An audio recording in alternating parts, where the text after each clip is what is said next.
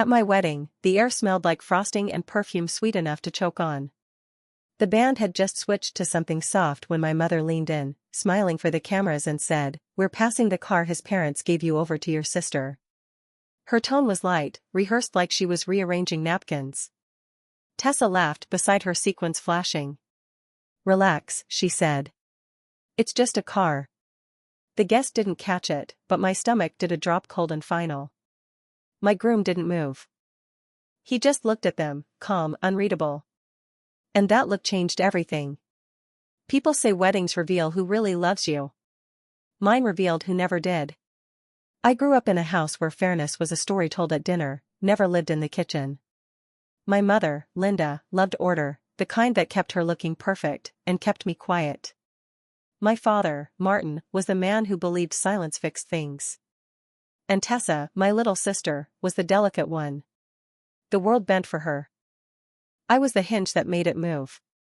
When we were kids, she got the bigger room because she was afraid of the dark. When she crashed her first car, Mom blamed the rain. I worked double shifts to buy mine, and Mom called it good character building. Tessa was the reason I was the resource. That pattern raised me, someone always taking someone, always explaining. By 29, I had built a life outside their script. I was an interior designer, careful and precise, the kind of woman who paid her own bills and didn't borrow dresses. Meeting Luke felt like stepping into sunlight that didn't burn. He came from a family that believed in boundaries and respect. His parents weren't rich, but they were generous in the way that costs nothing, listening, trusting, handing you space. At our rehearsal dinner, they handed me a small silver key in an envelope. "You built this together," his father said. "Here's something to help you move forward. A used car, clean, reliable, titled in my name." It wasn't about the metal. It was about what it meant. Trust, partnership, the kind of gift you protect. That night, I'd caught Mom's expression, tight, polite, already calculating. She'd smiled at Luke's parents and said, "How thoughtful," but her eyes flicked to Tessa like a reflex. I should have recognized it for what it was, an early warning. The morning of the wedding, she fussed over my hair, told me how proud she was. "You've always been so giving, Maya," she said, smoothing my veil. "Don't lose that." Her perfume filled the air. Sweet, heavy, impossible to breathe through. I smiled back, pretending not to understand the message behind the compliment, but part of me already knew. Some gifts aren't meant to be shared. The reception felt like a movie playing too loud. Laughter, clinking glasses, 1,000 polite smiles, all performing the same scene.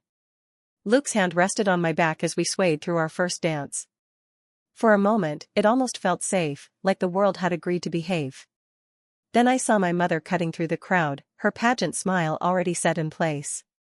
She stopped beside us, perfume trailing behind her, and spoke just loud enough for the nearest tables to hear. "We're passing the car his parents gave you over to your sister." Every sound in the room blurred. Someone laughed at another table. The band singer drew out a note that suddenly felt like sirens. Tessa appeared glowing under the fairy light sequins, throwing shards of light across her grin. "Relax," she said, a playful shrug in her voice. "It's just a car." It wasn't about the car. It was about everything that had ever been taken and repackaged as kindness. I looked at my mother's face, composed, benevolent, so sure she was right. She tilted her head, waiting for me to perform gratitude. "You and Luke can manage with one," she added. "You've always been so practical." A guest snapped a photo, catching her hand on my arm, her smile wide. In the picture, no one would see the way her fingers tightened. I didn't respond. Luke's thumb brushed the inside of my wrist. "A small question. Are you okay?" I breathed in glass and frosting and the old taste of obedience. Dad drifted over, drawn by the tone in her voice.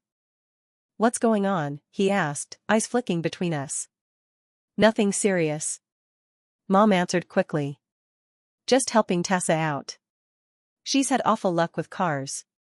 Tessa laughed again, soft and rehearsed. "It's fine, Mom. She doesn't mind sharing." "Sharing?" The word landed like a bruise.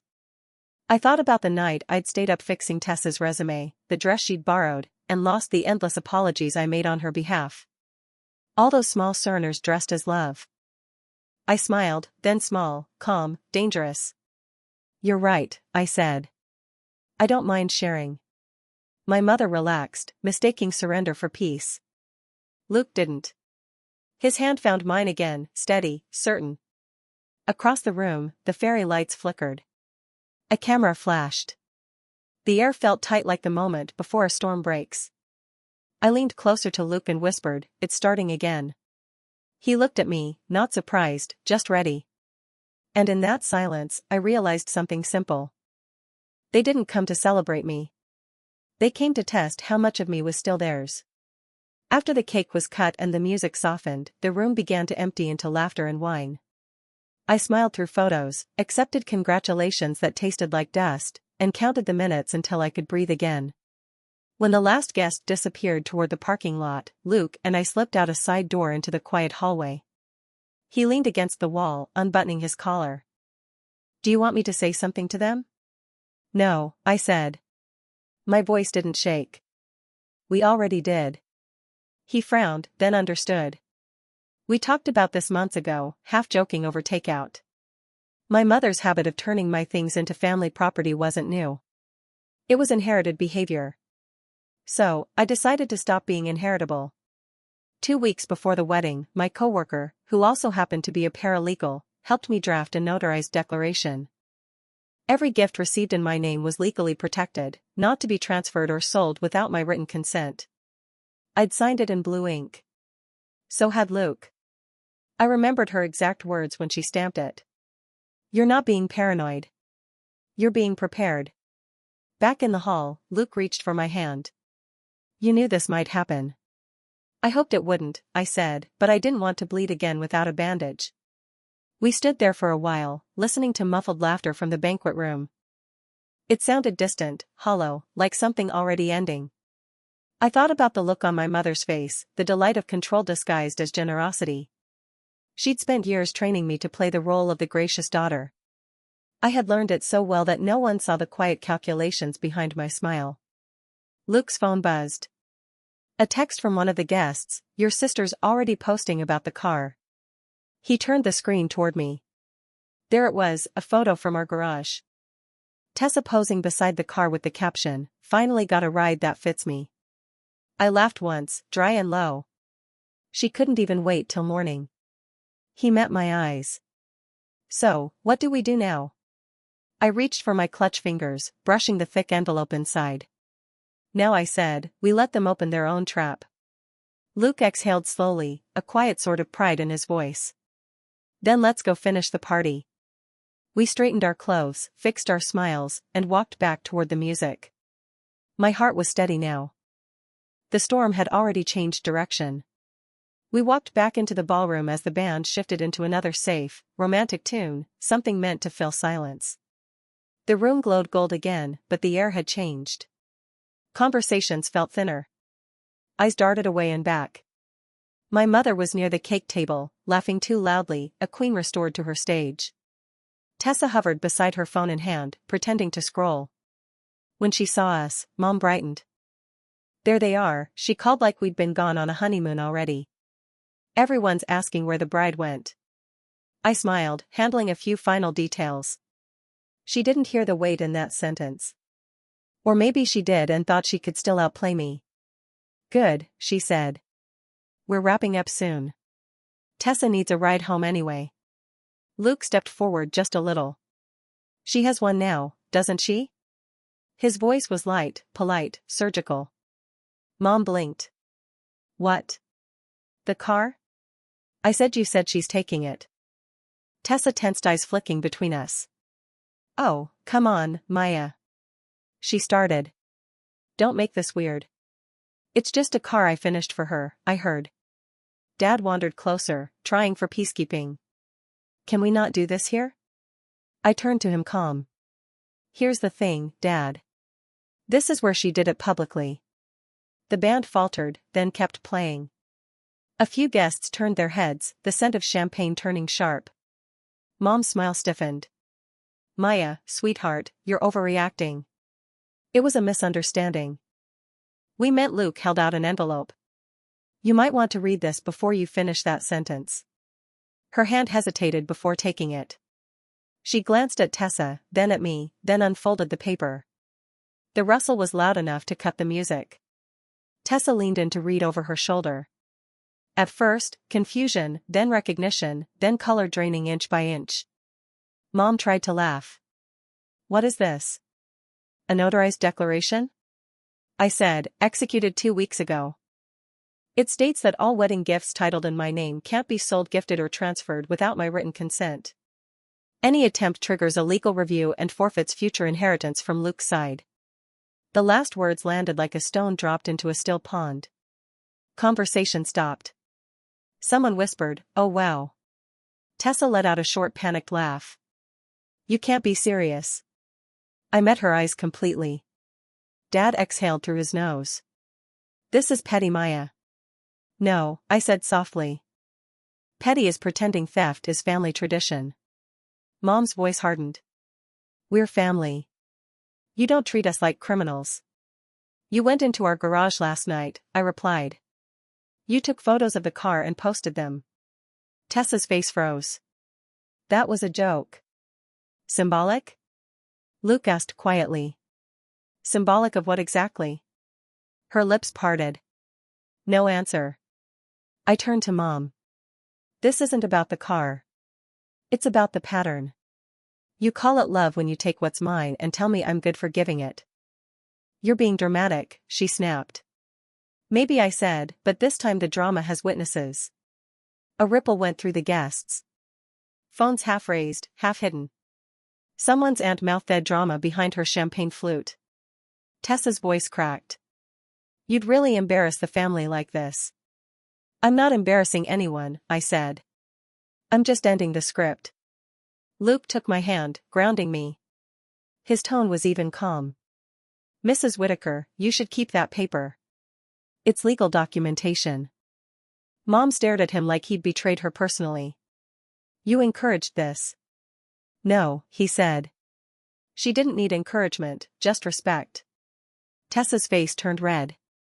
You married up, didn't you? Think you're better than us now? Luke didn't answer. I did better. No. Boundaried. Absolutely. The word hung there.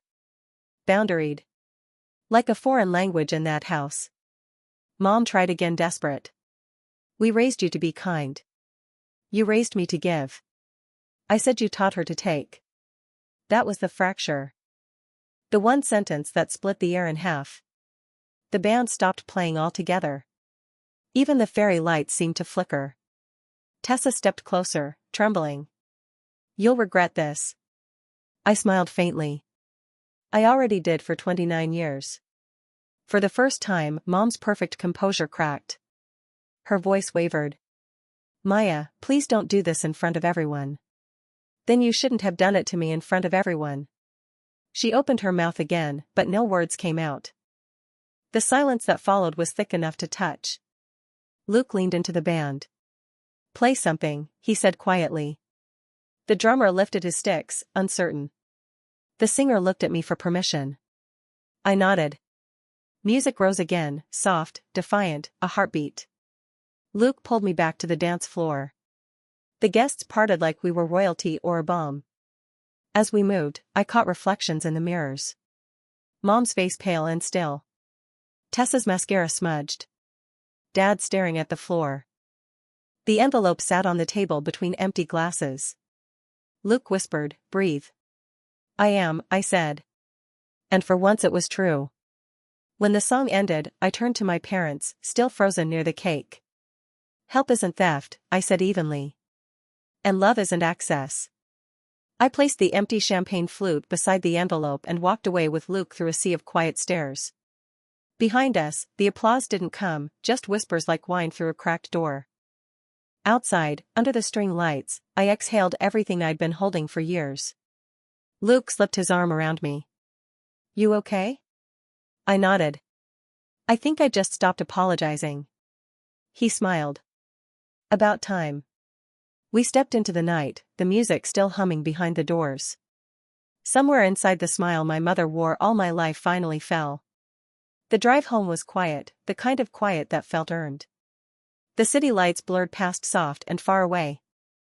I rolled the window down, letting the wind pull up my veil until it came loose and drifted into the night. Luke laughed under his breath. "You just threw away your movie moment." "Good," I said. "I don't want one."